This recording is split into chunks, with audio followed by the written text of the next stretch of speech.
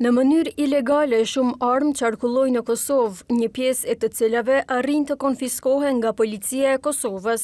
Shumica e tyre vlerësohet si janë në qarkullim që nga koha e luftës së fundit.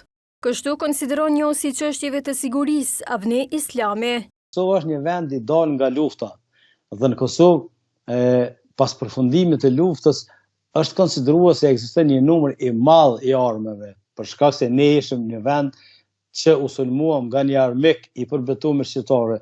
Prandaj armët ishin në Kosovë, edhe gjatë luftës, edhe para luftës, e sidomos gjatë luftës, të cilat hynin armë për vetëm mbrojtje.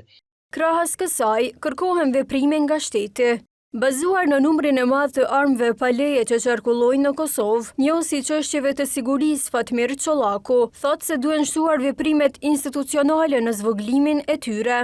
Është momenti që të bëjmë apel edhe institucionet e sistemit të sigurisë, institucioneve të sistemit të drejtësisë, që të kryejnë punën më me përpikëri, më me përgjegjësi, dhe të ndërmarrin masa dhe veprimet të cilat do të ndikojnë në zvogëlimin e ndjeshëm të rasteve të vrasjeve në Kosovë.